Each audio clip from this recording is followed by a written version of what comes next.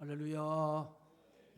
우리 옆 사람과 인사 나눕시다. 사랑하고 축복합니다.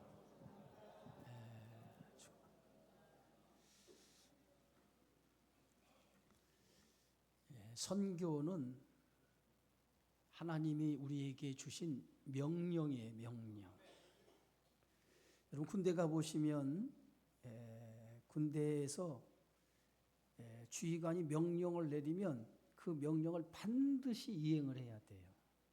전시에 주의관이 명령을 내렸는데 그 명령을 이행하지 않은 사람은 그 즉시 총살하도록 되어 있어요. 그만큼 명령이라고 하는 것은 대단히 중요한 건데, 유일하게 예수님께서 마지막 이 땅에 계시고 하늘로 승천하시면서 우리에게 주신 말씀이 너희는 가서 모든 족속으로 제자를 삼아 아버지와 아들과 성령의 이름으로 세례를 주라.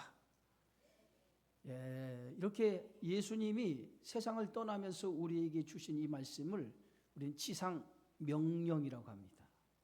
우리 그리스도인들에게 주신 명령이에요. 그래서 선교는 해도 좋고 안 해도 좋고 그런 문제가 아니에요. 반드시 해야 되는 거예요. 전도도 마찬가지입니다. 전도는 해도 좋고 안 해도 좋고가 아니에요. 반드시 해야 될 일이 전도예요. 전도.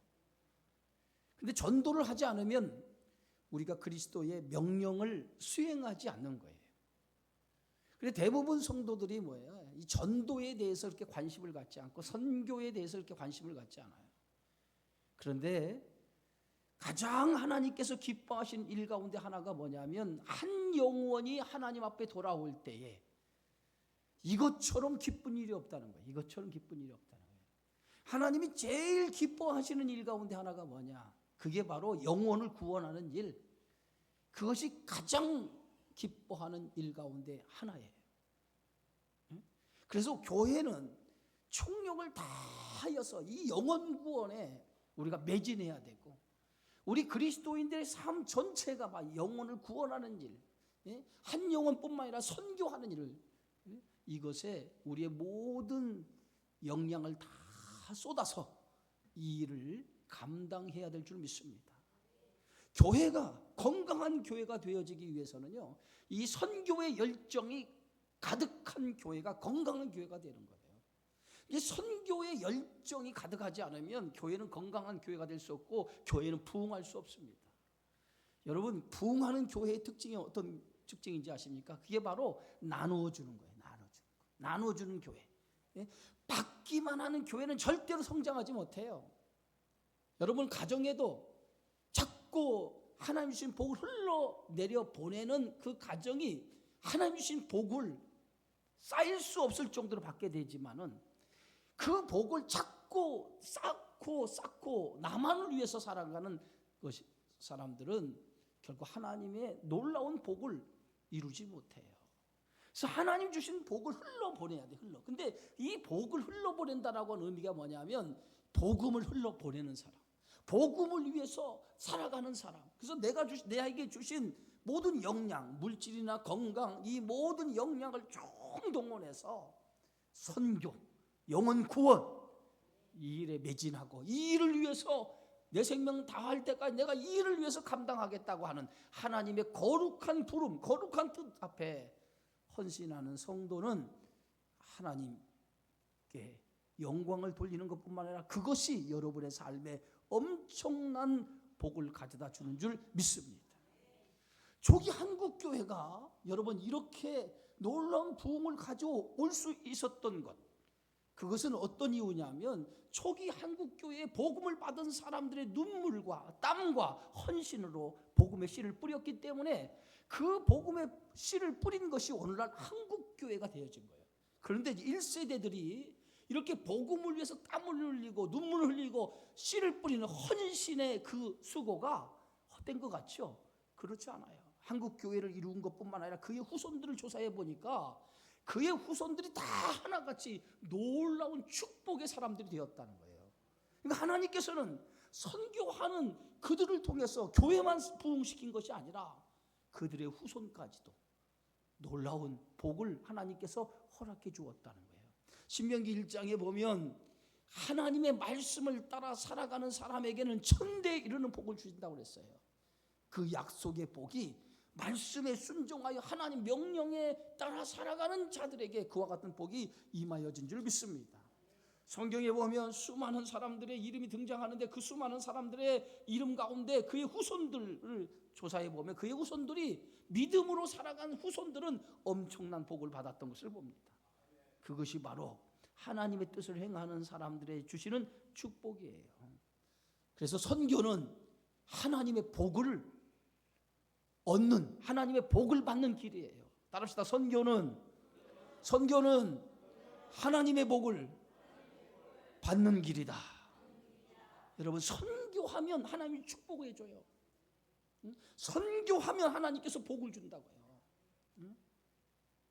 그것을 우리가 명심하고 우리 교회가 또 여러분 개개인이 선교하는 일에 마음을 두고 뜻을 둬서 거기에 온 마음으로 전심전력하는 그러한 삶이 있기를 주의 이름으로 축원합니다. 자, 우리 옆 사람과 인사합시다. 선교하면 하나님이 복을 주신다. 아멘. 선교와 하나님 복을 주시오. 오늘은 계시록에 나와 있는 네 번째 교회 가운데 두아디아 교회에 대한 말씀이에요. 이 두아디아라고 하는 곳은 제조업이 발달된 도시예요. 일명 공업도시죠. 또한 상업도시로서 제조업이 아주 발달한 그러한 도시가 이 두아디아 도시예요. 그런데 이 도시에는요, 길드라고 하는 상인연합조합이 있어서 길드라고 하는 상인연합조합에 가입하지 않으면 물건을 사고 팔 수도 없었고, 그리고 이 길드라고 하는 조합에 가입하지 않으면 물건을 사고 팔 수 없는 정도가 아니라 그 도시에서 살아갈 수 없었다는 거예요. 길드라고 하는 것은 당시에 권력과 연결되어서 정치인들은 이 길드라고 하는 상인연합조합으로부터 정치자금을 받았고, 정치인들은 그 정치자금을 받은 것만큼 그들을 보호해주는, 그래서 서로의 이익을 위해서 공생하는 그런 구조가 바로 길드라는 그런 조직이었다는 거예요. 그런데 길드에 가입하기 위해서는, 길드라고 하는 곳에 가입해야만 먹고 살 수 있는데 길드에 가입하기 위해서는 전제 조건이 있었다는 거예요. 그 전제 조건이 뭐냐면 가이사를 주라고 고백해야만 됐다는 거예요. 가이사가 누굽니까? 로마 황제예요. 로마 황제를 주라고 고백하지 않으면 그 길드라고 하는 상인연합조합에 가입할 수 없었다는 거예요. 그래서 그들은 물건을 사고 팔 때도 가이사는 주이십니다, 가이사는 주이십니다라고 인사를 했다고 그래요. 그런데 그리스도인들에게는 이것이 굉장히 큰 도전이었어요. 왜냐하면 그리스도인들에게서 주는 누구예요? 오직 주님밖에 없어요. 오직 주님이 우리의 주인이에요. 그런데 그리스도가 우리의 주인인데 가이사를 주라고 고백할 수가 없는 거예요.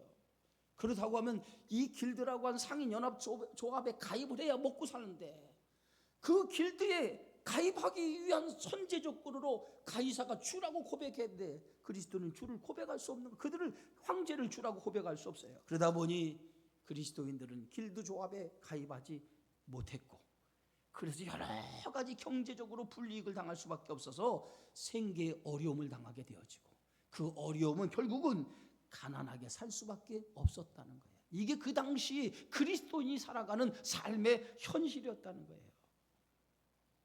이 두아디아라 이 지역은요, 옷감을 많이 생산하는 지역이기 때문에 특별히 염색업이라고 하는 것이 발달됐어요.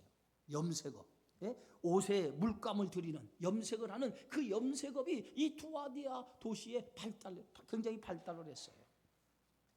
여러분, 사도 바울이 마게도니아 지역의 첫 성에 들어가서 복음을 전하는데 그 첫 성에 들어가 복음을 전한 지역이 어디입니까? 그게 바로 빌립보라고 하는 지역이었어요. 그 마게도니아 지역에서 가장 큰 성이 어디냐? 그 빌립보 성이었어요. 그래서 이 빌립보 성에 들어가서 바울이 복음을 전하는데 안식일 날이 되었어요. 그 안식일 날이 되어서 기도처를 찾기 시작하는데 그 기도처를 찾다가 한 여인을 만나요. 그 여인이 바로 누디아라고 하는 여인이에요. 누디아라고 하는 여인. 근데 누디아라고 하는 여인을 만난 이 누디아는 그 사람의 이름이 누디아가 아니에요. 누디아라고 하는 이 이름은 그 여인의 출신 지역을 말하는 거야. 출신 지역. 이 여인의 출신이 어디야? 두아디아 출신이었다는 거야. 그래서 두아디아 출신 지역이었기 때문에 그 여인을 누디아라고 부른 거지. 그 여인의 이름이 누디아. 우리 누디아 선교회 있죠? 누디아 선교회 손 한번 들어봐요. 예. 누디아라고 하면 우리는 여인의 이름으로 알고 있어요. 여인의 이름이 아니라 그 여인의 출신지인 거예요. 출신지. 두아디아라고 하는 곳의 출신, 그 두아디아 지역의 출신 여인이었다는 거예요. 우리로 말하면 우리가 지방 사람을 부를 때 서울댁, 그리고 뭐예요? 무슨 댁 부르잖아요. 그런 것처럼 이 여인을 누디아라고 부를 때 두아디아 출신의 여인이라고 이렇게 부르는 것이 그 여인의 이름이 된 거예요. 이 두아디아 지역에서 이 여인은요, 뭘 가지고 왔냐면 자주장사였다고 그랬어요. 자주장사. 이 자주장사라고 하는 것은 뭐예요? 자주라고 하는 말은 붉은색을 띤 자주 색깔의 옷을 파는 여인이라는 거예요. 자주 색깔의 옷을 파는 여인. 예? 그래서 이 두아디로부터 여기는 뭐예요? 옷감이 많이 생산되고 뭐가 발달했다고요? 염색업이 발달된 지역이었단 말이에요. 그래서 여기서부터 두아디아는 저 북쪽인데 두아디아로부터 뭐요? 이 여인이 흘러내려와 가지고 빌립보까지 흘러내려와서 뭘 했느냐? 아시아까지 흘러내려와서 이 여인이 옷감을 가지고 염색 자주 옷감을 가지고 그 지역에 팔았다는 거예요. 뭐 옛날 같으면 그런 사람 많잖아요. 옷감 장사하는 사람들 많았잖아요. 우리가 사극에도 보면 뭐 비단 장사 왕서방 해가지고 비단을 가지고 다니면서 비단을 팔았듯이 이 당시에는 옷감을 가져다가 옷감을 파는 여인들이 지역 다니면서 많았단 말이에요. 근데 이 여인이 바로 그런 여인이에요. 옷감을 가져다가 두아디아 옷감을 생산하는 그 옷감을 가져다가 그 옷감을 아시아 이 빌립보라고 하는 지역까지 와서 옷감을 파는 거야. 유럽에 와서. 그런데 그 자주 장사라고 하는 말은 붉은색 옷감, 자주 색깔의 옷감을 가져다 판 여인이었다. 그런데 당시 로마 황제나 이 장군들의 복장이 붉은색, 이 자주색의 옷감의 색을 굉장히 좋아하고 그런 옷감을 즐겨 입었다고 합니다. 당시 붉은색은요, 권력과 부를 상징하는 최고의 사치품 옷이었다는 거예요. 최고의 사치품 옷. 지금은 여러분 우리의 옷이 얼마나 발달이 됐는지 울긋불긋 그러잖아요. 울긋불긋 얼마나 색깔이 화려하고 얼마나 멋있는 옷이 많습니까? 한겨울에 우리가 영하 40도 50도에 견딜 수 있는 그 옷을 영하 10도도 안 되는 옷에 우리가 두터운 옷을 입고 살잖아요. 그만큼 뭐예요? 굉장히 이 옷이라고 하는 것이 얼마나 과학이 발달함을 통해서 옷도 발달을 한 거예요. 그래서 요새는 뭐예요? 이 추위에도 아주 두꺼운 옷을 안 입어도 뭐예요? 가벼운데 굉장히 따뜻한 옷을 입죠. 그렇죠? 그런데 예전에는 이 옷이라고 하는 것이 그렇게 많지 않았어요. 대부분 옷감에 물을 들여서 그 색깔을 내서 입는 옷이 대부분 옷이었어요. 그런데 이 당시 붉은 옷은 권력과 부를 상징하는 최고의 사치품이었다는 거예요. 그런데 그 최고의 사치품인 이 자주 색깔의 옷을 이 자주장사인 두아디아에 온 이 여인이 팔고 다녔단 말이에요. 그런데 그 사람이 뭐예요? 그 여인이 안식일을 찾다가 누가 만났어요? 사도 바울이 만난 거예요. 그래서 그 여인에게 뭐예요? 복음을 전하겠고 그 복음을 통해서 그 여인이 나중에 뭐예요? 사도 바울의 훌륭한 동역자가 되어졌다는 거예요. 사도 요한은 오늘 성경의 말씀에 두아디아 교회에 편지하면서 이렇게 편지합니다. 두아디아 교회 사자에게 편지하라. 그 눈이 뭐야? 불꽃 같고 그 발이 빛난 주석 같은 하나님의 아들이 이르시되 그랬어요. 그 눈이 뭐 같아요? 불꽃 같아. 불꽃 같은 눈을 가지고 있고 그 발이 빛난 주석 같은 그런 하나님의 아들이 누구예요? 예수 그리스도가 지금 두아디아 교회에게 지금 하나님이 예수님이 말씀하신다는 거예요. 여러분, 고대 사회에서는요, 지역마다 자기 지역을 지켜주는 수호신이 다 있었어요. 두아디아 지역의 수호신이 뭐냐면 아폴로 신이 주신이었어요. 이 아폴로 신은 누굽니까, 여러분? 그리스도 신화에 나오는 이 아폴로 신은 누구의 아들이죠? 누구의 아들이에요? 제우스의 아들이에요. 제우스의 아들이에요. 예? 그래서 두아디아 사람들은 아폴로를 어떻게 부르나? 하나님의 아들이다, 신의 아들이다, 이렇게 여겼어요. 그래서 아폴로가 신의 아들로서 이 지역을 지켜준다, 수호신으로 믿고 살았단 말이에요. 그런데 당시 로마 황제 역시 사람들이 뭐라고 해요? 주라고 불렀다는 것은 신의 아들이라고 불렀다는 거예요. 그래서 백성들은 아폴로 신을 신의 아들로 여겼듯이 로마 황제도 신의 아들로 여겼던 거예요.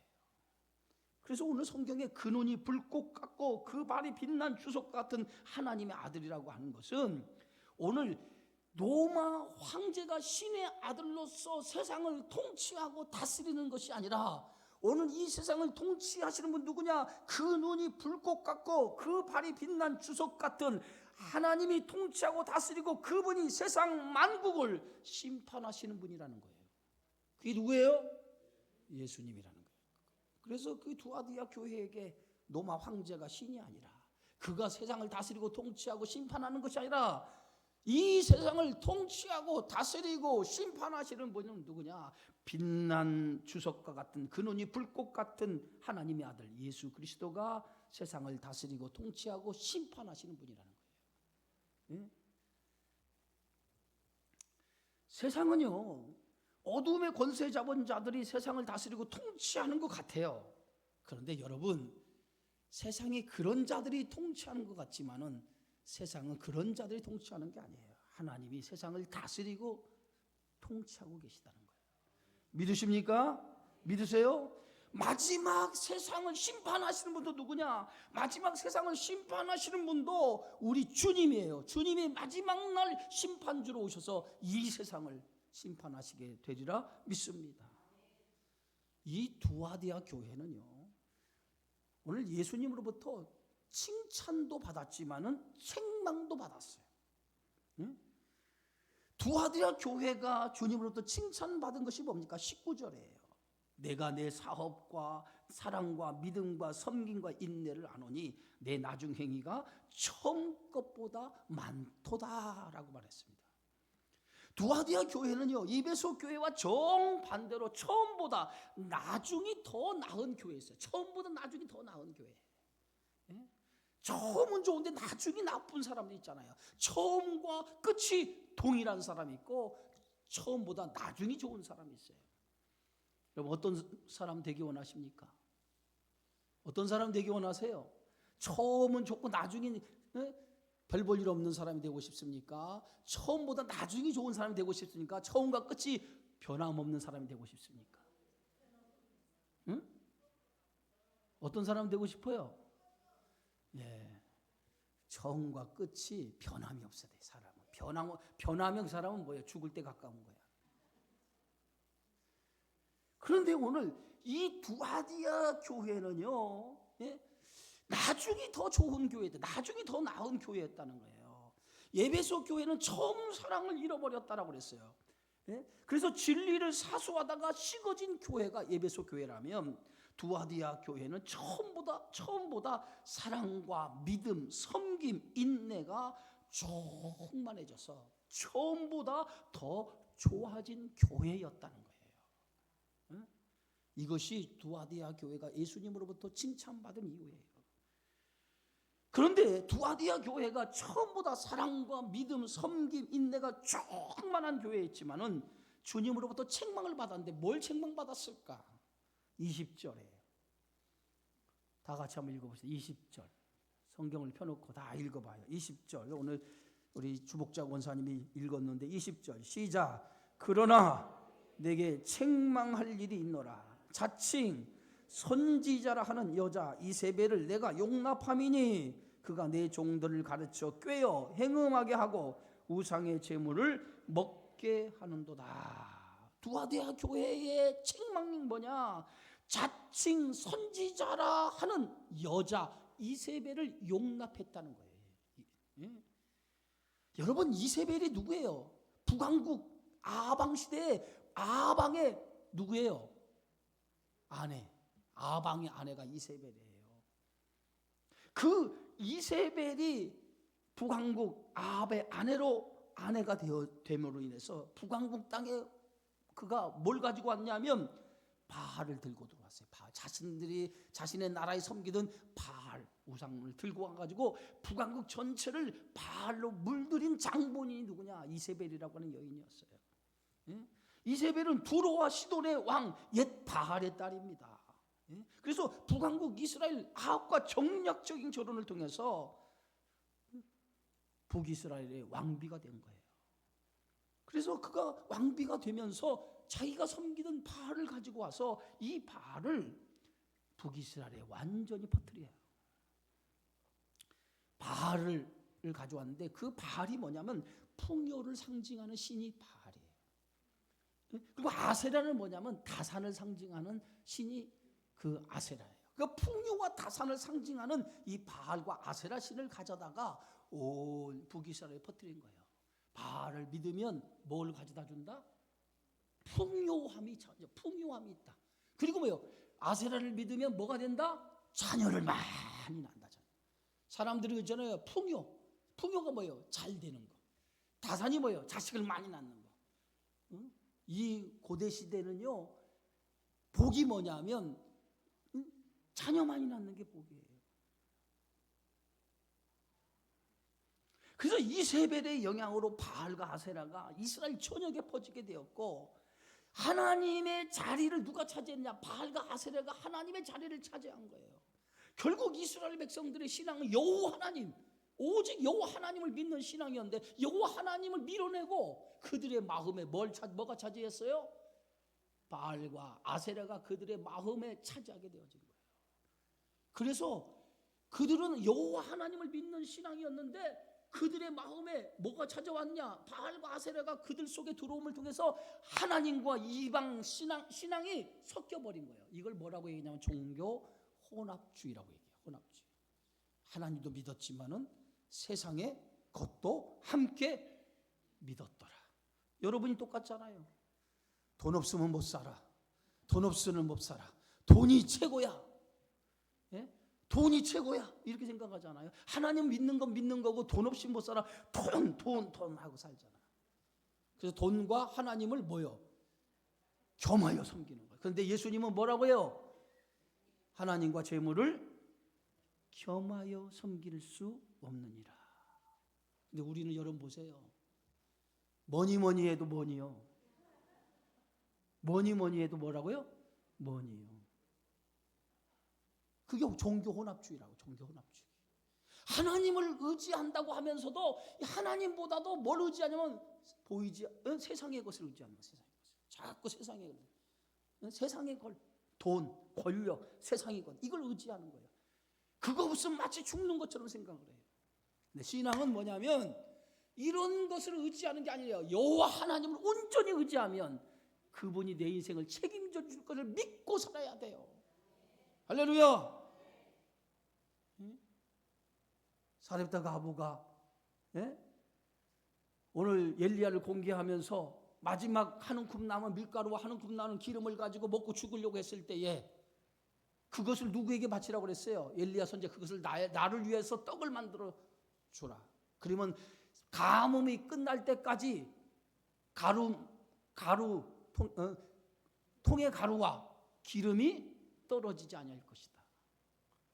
하나님을 바로 섬기면 너의 인생의 문제를 하나님이 책임져 줄 거라고 그랬어요. 여러분, 그 말을 여러분은 믿을 수 있겠습니까? 그 말대로 실천할 수 있겠어요? 근데 사르밧가버는요, 오늘 엘리야의 말대로 그대로 가루 한 움큼을 밖에 남지 않고 기름 한 병밖에 남지 않았는데, 엘리야가 그것으로 나를 위해 떡을 만들어 주면 가뭄이 끝날 때까지 통의 가루가 마르지 아니하고 병에 기름이 마르지 아니하리라 말씀을 믿고 그것을 가지고 뭐요? 엘리야를 공개했다는 거예요. 그랬더니 성경이 뭐라고 써 있어요? 가뭄이 끝날 때까지 통의 가루와 기름이 떨어지지 아니하더라. 삶의 우선순위를 어디에 두었느냐는 거예요. 삶의 우선순위를 하나님 앞에 두었으니 하나님께서 그 인생을 책임져 두라는 거예요. 이게 믿음이에요. 이게 믿음. 믿음이 뭡니까? 믿음은 하나님의 살아계신 것을 믿고 살아가는 거예요. 그게 믿음이에요. 믿음. 그런데 하나님의 살아계신 것을 믿으면서도 자꾸 우리는 뭐냐면 세상의 것을 자꾸 의존하게 되어진다는 거예요. 그래서 이거 하나님도 섬기고 세상도, 이게 뭐예요? 종교 혼합주의라는 거예요. 하나님만을 온전히 신뢰할 때 하나님의 역사를 보게 되는 거예요. 믿으십니까? 이스라엘 백성이 광야 40년을 살아가면서 그들이 애굽에 나와서 광야 땅에 들어가면서 얼마나 많은 하나님의 기적과 이적을 보여줬습니까? 그런데 그들은 뒤돌아서면 무슨 생각을, 옛생각을 자꾸 해. 그 옛생각이 뭐예요? 애굽 땅에 살았을 때는 굶어 죽지도 않았는데, 먹을 것도 풍부했는데 차라리 애굽 땅에서 떠나지 말걸. 자꾸. 그게 왜 그런지 아세요? 믿음이 없어요. 믿음이. 하나님에 대한 절대적인 신뢰가 없으니까 자꾸 그런 생각이 드는 거예요. 믿음이 뭐라고요? 믿음이 뭐예요? 옆 사람과 좀 찔러서 얘기해 보세요. 믿음이 뭡니까? 믿음이 뭐예요? 옆 사람은 찔러서 얘기해. 믿음이 뭐예요? 응? 믿음이 뭐예요? 히브리서 11장 6절에 믿음의 정의를 우리에게 분명하게 말씀했어요. 믿음은 뭐냐? 믿음이 뭐냐면 하나님이 계신 것과 그를 믿는 자에게는 상 주심을 믿어야 할지니라. 하나님이 계신 것을, 살아계신 하나님을 믿는 게 믿음이란 말이에요. 그 하나님을 믿고 그 하나님을 의지하는 것, 오직 세상의 힘을 의지하는 것이 아니라 하나님을 믿고 살아가는 것이 진정한 믿음이에요. 그런데 당시 북왕국의 아세라를 통해서 바알의 신앙, 아세라의 신앙이 퍼짐으로 인해서 그때 이스라엘 백성들은 종교 혼합주의 신앙을 가지고 한쪽 발은 세상에 두고 한쪽 발은 하나님 안에 두고 양쪽에 다 걸치는 인생. 여러분도 그러잖아요. 발 한쪽은 저쪽에 두고 발 한쪽에 저쪽에 두고, 기회에 따라서 이쪽으로 옮기고 저쪽으로 옮기고 이쪽으로 옮기고 이쪽으로. 그것을 하나님이 기뻐하실까요? 하나님은요, 온리예요. 온리. 오직 하나님만을 바라보라는 거. 오직 하나님만을 의지. 이게 하나님이 기뻐하시는 사람이에요.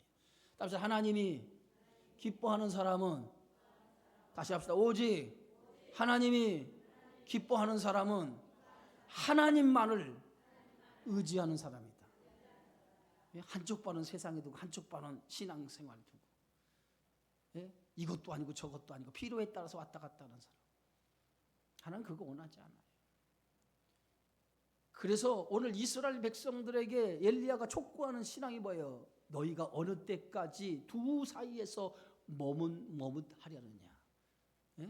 엘리야, 하나님이면 하나님, 세상이면 세상, 둘 중에 하나 선택하라는 거예요. 둘 중에 하나. 어느 때까지 두 사이에서 왔다 갔다 할 거냐 이 말이에요. 하나님이면 하나님, 세상이면 세상. 완전히 너희 신앙을 정리하라는 거예요. 정리하라는 거예요.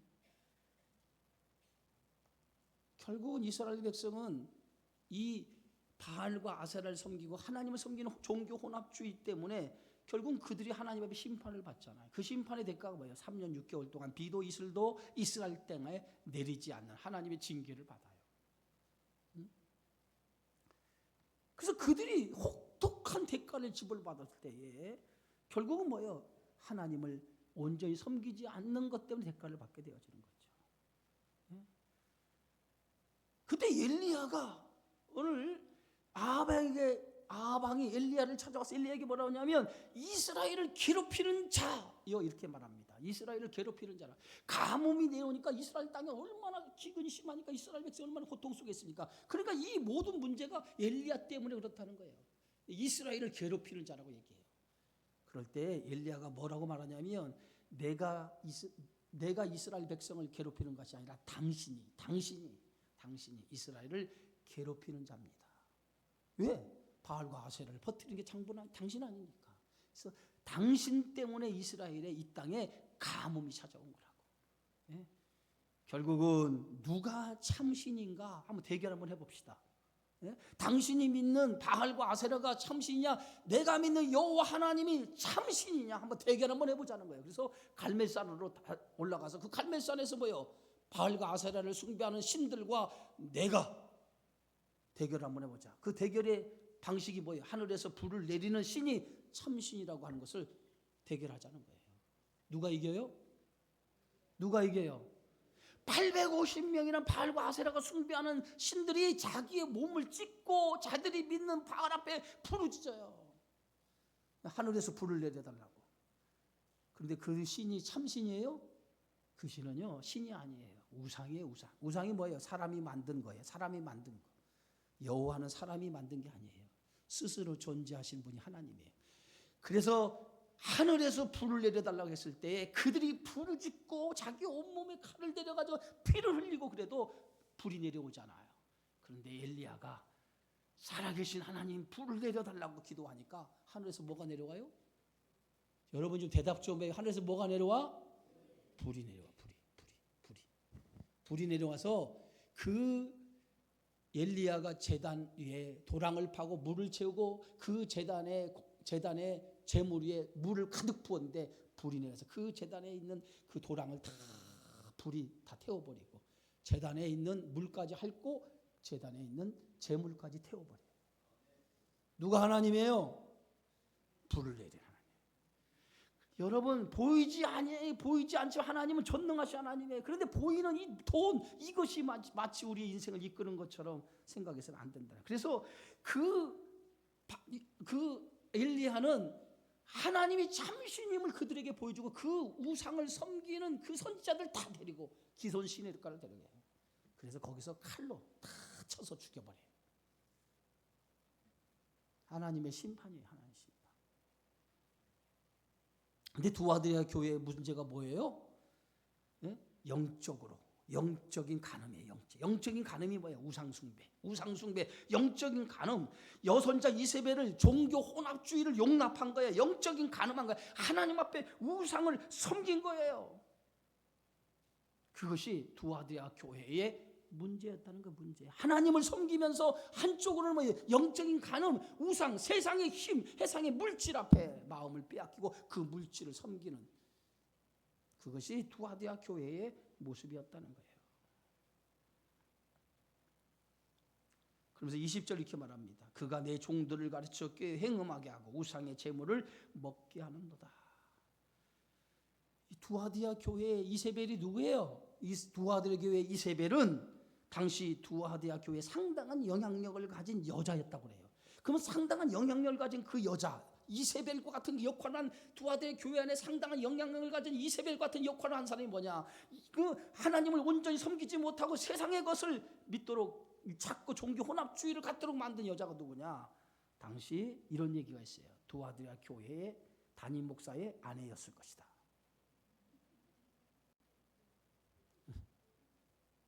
정말이에요. 오늘날 있죠. 교회가 무너지는 교회 중에요.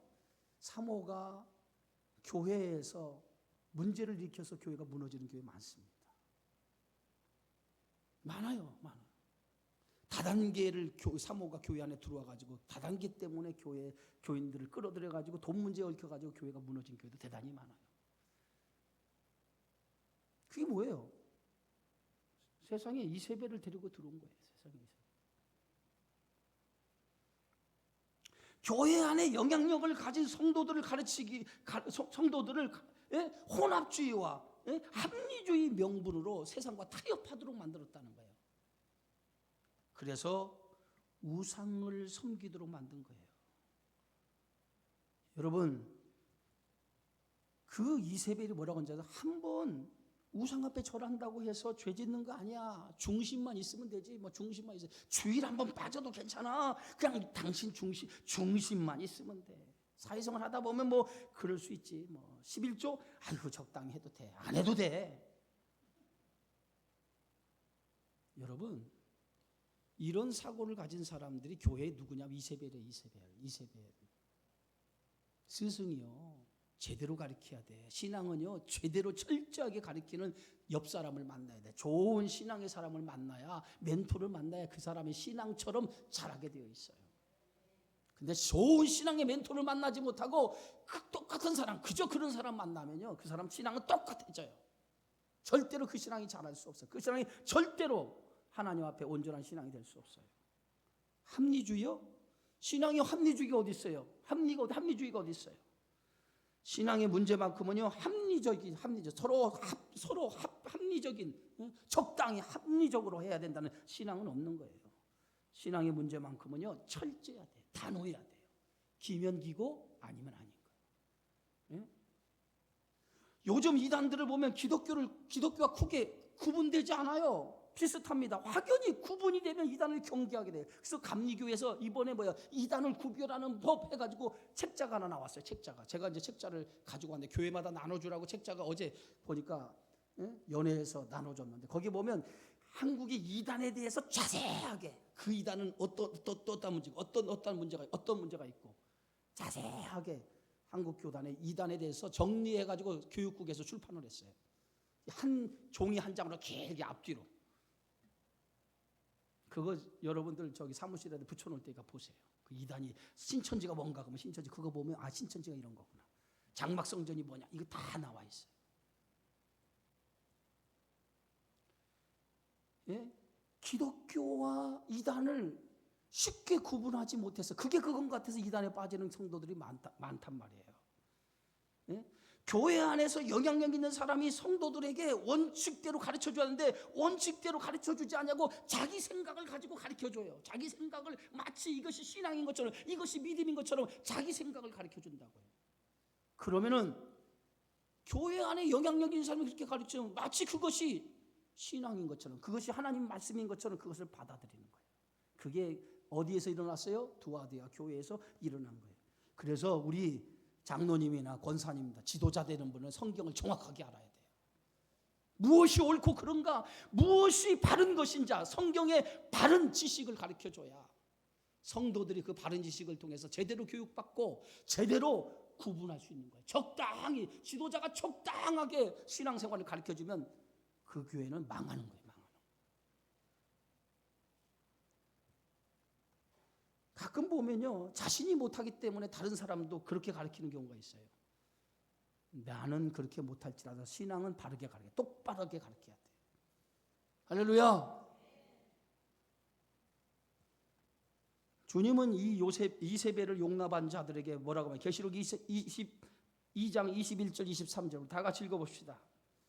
21절 22절 또 내가 그에게 회개할 기회를 주었으되 자기의 음행을 회개하고자 하지 아니하는도다. 볼지어다 내가 그를 침상에 던질 터이요 또 그와 더불어 간음하는 자들도 만일 그의 행위를 회개하지 아니하면 큰 환난 가운데에 던지고 또 내가 사망으로 그의 자녀를 죽이리니 모든 교회가 나는 사람의 뜻과 마음을 살피는 자인 줄 알리라. 내가 너희 각 사람의 뭐대로 행위대로 갚아주리라. 회개하지 아니하면 침상에 던질 거라는 거예요. 침상이 뭐예요? 중한 병에 걸리게 할 것이라는데요. 그 중한 병이 뭐예요? 영적인 죽음에 이르게 할 것이라는 거예요. 여러분 가장 무서운 병이 뭐예요? 육체의 질병이에요. 가장 무서운 질병은요, 육체의 질병보다 더 무서운 게 있어요. 그게 뭐냐면 하나님과 나 사이의 관계가 끊어지는 거예요. 그게 가장 무서운 질병이에요. 하나님과 나 사이의 관계가 끊어지는 거, 이게 불행의 불행. 다윗의 고통은 뭐예요? 하나님과의 관계가 끊어짐으로 인해서 그의 인생에 내리막길을 걸어가는 거 아니겠어요? 그래서 성도는 하나님의 관계가 끊어지지 않으려고 늘 하나님 관계를 바로 가지려고 노력해야 돼요. 할렐루야.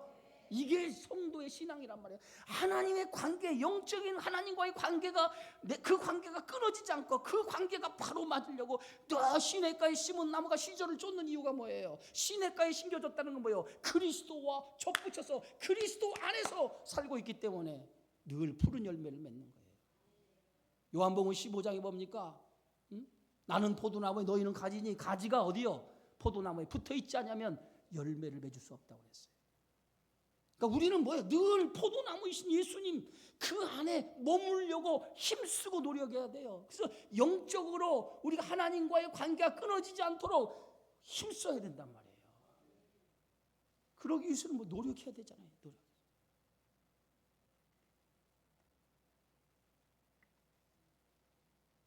주님은 이 두아디아 교회에게 회개하라는 거, 회개하는 거예요. 육신적인 것을 쫓지 말고 하나님과의 관계가 끊어지는 것을 걱정하면서 늘 하나님과의 관계를 바로 맺으려고 힘쓰고 애쓰라는 거예요. 그렇게 힘쓰고 애쓰는 자만이 마지막 날 이기는 자가 될 거라. 이기라, 승리하는 자, 하나님의 나라에 들어가는 축복을 얻는 자가 될 거예요. 이 땅에서도 승리하지만 영원한 승리가 보장될 거라는 거예요.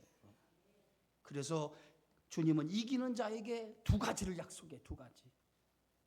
26절 28절에 다 같이 한번 읽어봅시다. 다 같이. 이기는 자와 끝까지 내 일을 지키는 그에게는 만국을 다스리는 권세를 주리니 그가 철장을 가지고 그들을 다스려 질그릇 깨트린 것 같이 하리라. 나도 내 아버지께 받은 것이 그러하리라. 내가 또 그에게 뭘 주리라? 새벽별을 주리라. 만국을 다스리는 권세를 주겠다고 하는 이 권세는 뭐냐면 통치자, 통치하는 지팡이를 의미하는 거예요. 하나님의 그 권세를 너에게 주겠다는 거예요. 통치자의 권세를 주겠다는 거예요. 또 하나는 뭐예요? 새벽별은 뭐예요? 예? 주님을 의미하죠. 주님과 함께 영원히 왕노를 하는 일에 참여하게 될 거라는 거예요. 사랑하는 성도 여러분, 신앙은요 이기는 자의 삶을 살아가야 돼요. 예? 마귀에 지는 종노를 하는 자의 삶에 대해서는 우리가 하나님의 축복의 사람이 될 수 없어요. 이기는 자, 이기는 자. 그래서 오늘 주님이 주시는 그 만국을 다스리는 권세와 새벽벌을 주리라고 하는 것처럼 주님과 함께 영원히 왕노를 하는 축복을 받는 성도가 되어져야 될 줄 믿습니다. 그러기 위해서는 뭐예요? 이세벨을 용납해서는 안 돼요. 영적인 혼합주의 신앙을 의지해서는 안 돼요. 하나님이면 하나님, 세상이면 세상, 분명한 신앙의 결단을 통해서 이 세상의 많은 것들이 우리 유혹하는 시대에 우리가 그 유혹에 넘어가지 말고 오직 믿음의 주요 온전하게 하신 예수님을 바라보고 그 믿음의 주 되신 그리스도만을 바라보고 우리가 믿음의 길을 온전히 걸어가는 자만이 이기는 자가 될 수 있는 줄 믿습니다. 그러한 믿음의 성도가 되어지기를 주의 이름으로 축원합니다. 기도합니다. 생명의 주님